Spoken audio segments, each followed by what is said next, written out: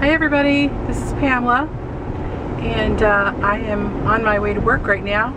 I have about a 30-minute drive to the university where I work, so I figured this might be a useful use of my time to make my update.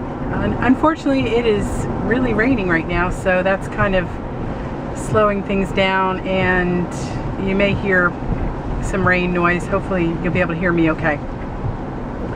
So I'm a little bit late on my updates. This is going to be my week 28 and 29 update. Week 28, I was 242, and week 29, which was yesterday, Monday the June 11th, I was 239 and a half. So that's a total loss from my all-time high of 362 to it's a loss of 122 and a half pounds. And I wanted to talk a little bit. The last video that I made, I was also in my car and I was venting about you know, that I was frustrated with my daughter and things like that. And I started thinking about it. I mean, you know, there's some people on a Facebook group that I'm in, and we were talking about emotional eating.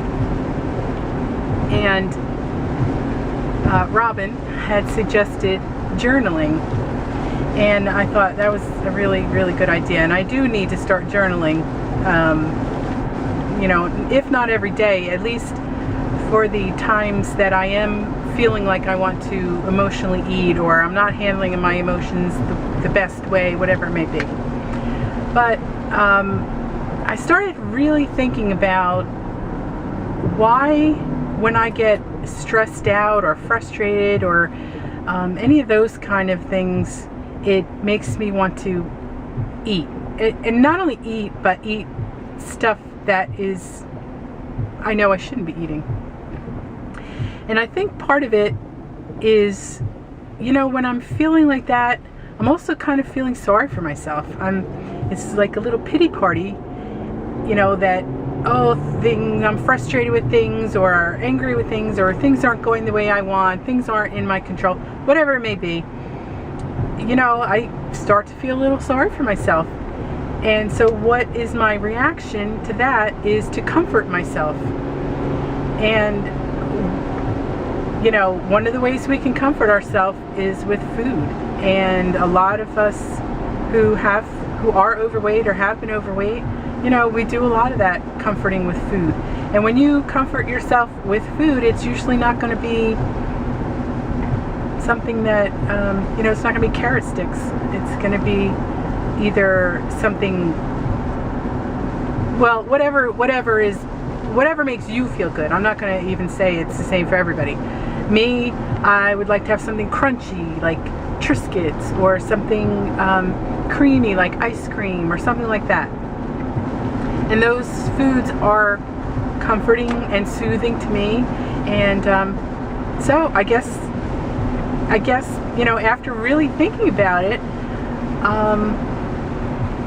I need to focus on other ways to comfort myself other than food. And if you know, I don't want to get into a whole big psychological thing right now, but I mean, it is something that we need to think about, and we need to figure out why we react to certain things, why we react in certain ways. And for me, I think that was kind of a discovery that is what I'm doing sometimes. So I need to work on that, and I think the journaling will help, and it'll at least help me to recognize those kind of situations that I'm not dealing with things in a constructive manner.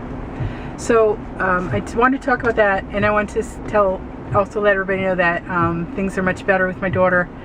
I did, you know, we did talk about it, and you know, hopefully things will be a little bit different. Oh yeah, I wanted to say, you know, I just kind of said, oh, I was 239 and a half yesterday.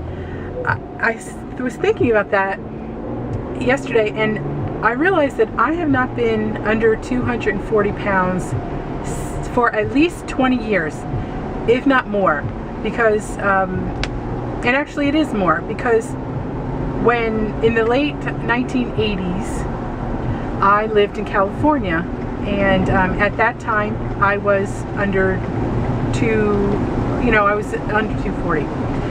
And when we moved back out east in 1990 is when I started putting on some weight again, and I actually at that point went over 250 for the first time in my life. So I have not been at the weight I'm at now since the late 1980s, okay, and that's just amazing to me.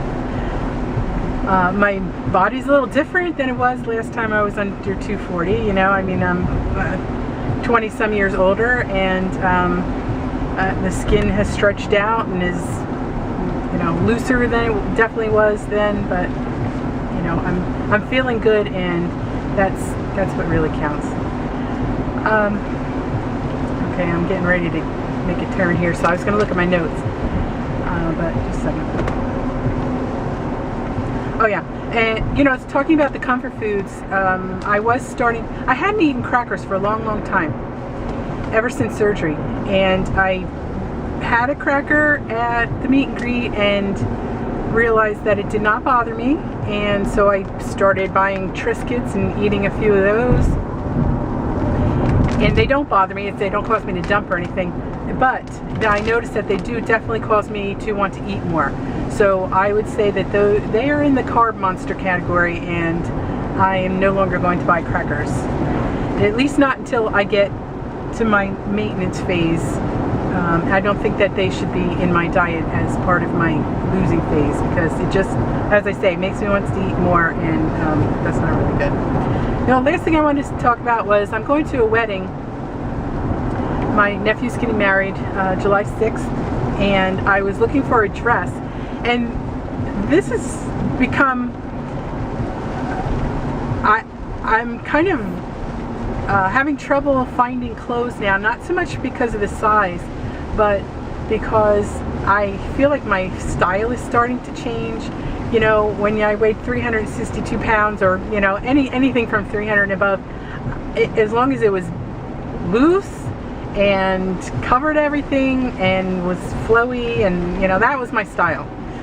I didn't want anything form-fitting, and I still don't want anything form-fitting. I'm still not comfortable in something, you know, really tight, but I don't want it to be so big that you can't notice that I have lost some weight. So we're slowing down here, and I'm trying not to look like a weirdo to the cars alongside me. But anyway, I did find something. It's a little similar to the style that I always used to like to wear, where it's, you know, like a tank dress with a jacket, but it's a little bit more, shows off, you know, a little tighter to my waist, so it will show off that I actually have lost a little weight.